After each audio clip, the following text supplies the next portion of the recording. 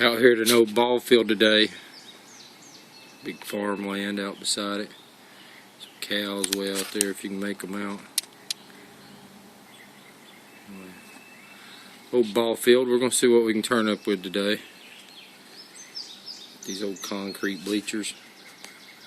Let's see again how to ground balance a Tejon. I like it running about this hot right now if you'll listen. But, you know, you got to look at the ground first. And a way to do that is flip it in all metal right here. Pull it back to you. You do not want it to be over areas like this. So what you want to do is keep that trigger pulled back, or you can take this right here and flip it over into all metal, excuse me, and it's just like the same thing as pulling that back. So it's just easier for me to pull that back. So I pull this back.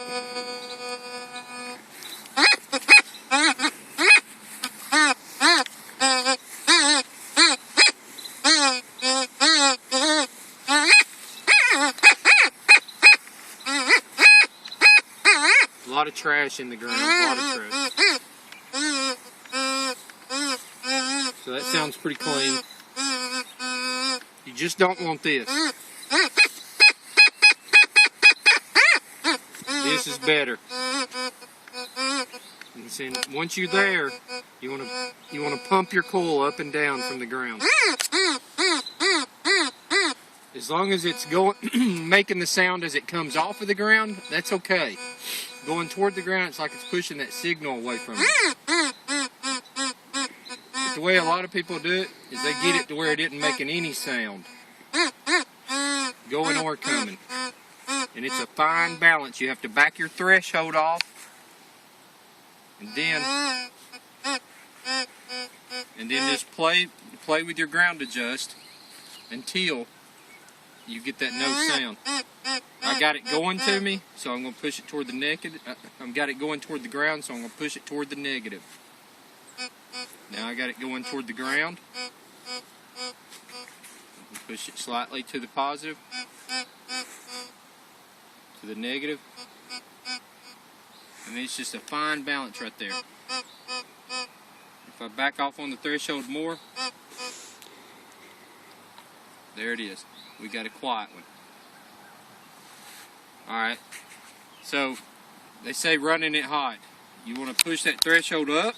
Now that you got it quiet, push the threshold upward.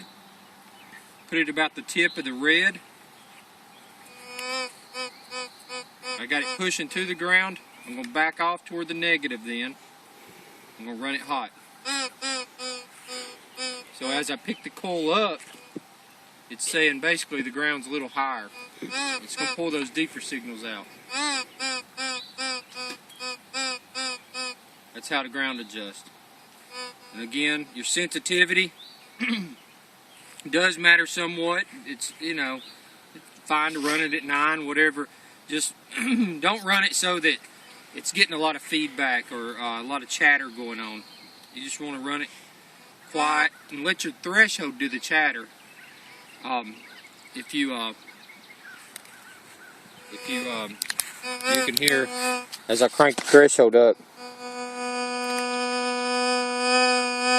Alright, that's a little chattery for me. I'm just going to back it off. You're still going to hear the signals. It's about good. It's just sort of quiet. Anyway, let's see what we find out here. And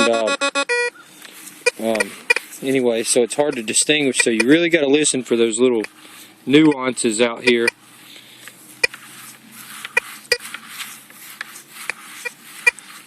But anyway, I found one somewhere. Where's it at here? Right there it is. Hear how it fires out of there?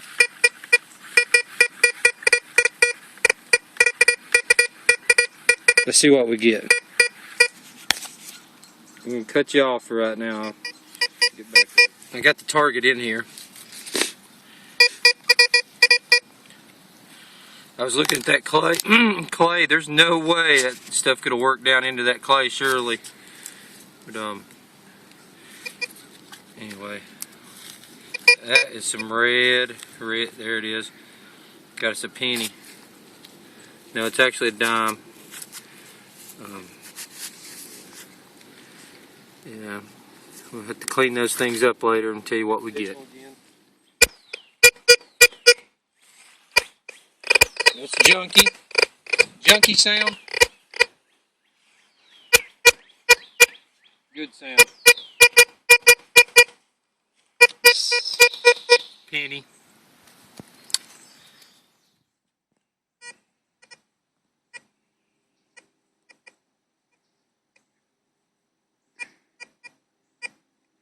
Got a coin spill going on here. One here, and one here. One target right here. You can see it. I hadn't pulled it out yet. There's a quarter. Again, we'll check them later, see if there are any count. And then right here's a quarter. Got 2 targets going on. Oh, I just now covered back up. I'm getting more. Pulled that hole back open. Right here's the other 3. I found another quarter. There's the other 2, and then I've got something in here. Let's see what we get out of here. Oh, there it is. Found $1. So yeah, I had me a coin spill going on. Got me 4 quarters there. My bad not to check the hole. Should have checked it. That could be a nickel. How that hit. We'll turn it back to nickel real quick. See if that's what it is. I pointed out in other videos. You can see where this hill comes down. So right there, that's where I found those quarters. And so, always check those edges, you know, in between where it transitions with the flat land. Anyway, I'm done for the day. I just wanted to goof off. I was getting chewed up by horse flies over there next to that pasture. Anyway, ended up pulling, what was that, $1 and, I don't know, 11 cents. It was all fairly modern. That is an older school. However, the one that outdates that one to where everybody used to go was this one right here. That one was built in the late 60s. This one, however, was built at the turn of the century, and it's gone now, but right there was a huge schoolhouse right out there in the middle of that ball field. They, however, did use this as a ball field way back when. So, and the gym sat right over there. I know it's pretty obvious the balls are going to hit the gym. You can see right here, but they tore this school down in the in '63. So you know what that means. Any coins prior to that were silver. But you see that old slide in the middle of that thicket. Been wanting to get my bush hog and come down here and let them know I'll cut it out for them. But my friend told me that there's a spring that runs right down through here. And he said that as a kid they all played around the spring. So where the kids play, that's where the coins fall. Let's see what we find though. I'm going to check everywhere around here. Cars parked over there somewhere. That's the ball field. Anyway, I walk across the road into this thick stuff here. Hit my first target right here. It was a dime. It's got a copper tone to it. Definitely not silver then. Anyway, we'll clean it up, but you can see it right there. Thought I might have had me a little bitty penny. Anyway, we'll check. I moved out of that one spot, which was back over in there. That real high grass. Just to orient you, there's the car. Here's the ball field. Look at this right here. You can see them in the grass. It's a good coin spill. See it right here? Right on top. 1 penny, 2 penny, 3 penny, 4 pennies. Woohoo! Here's what I ended up with on the day. You know, I went to that old ball field. I did pull that that dime you saw me pull out of there. Check the date on it. It was a 65. But of course, that place is still, you know, it still remained a public park for a while over there where the kids' playground was after the school had been torn down or burn or something. Somebody told me there's a lot of metal out in that field.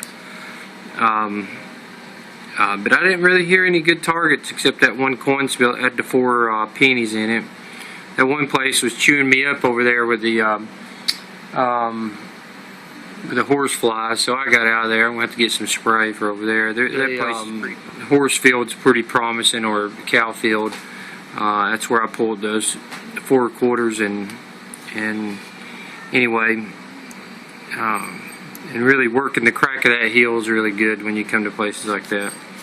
Anyway, I cruised on down the road after I left those 2 spots, and at this other little park, and I ended up pulling this nickel. It's a 66 nickel, or 64 nickel. You can see because it's changed so bad. And then this old key out of the ground, and made in the USA. That's how come I know it's old. And then this little bitty copper pendant. The thing sounded real good. It was about dark 30 when I pulled it, and saw that glimmer of gold there, and thought, oh boy. But no good. Anyway, there's the day's finds. What is that? 4, 5, 6 quarters, 5, 6, 7 pennies, 2 dimes, and a nickel. Anyway, have fun. See you later.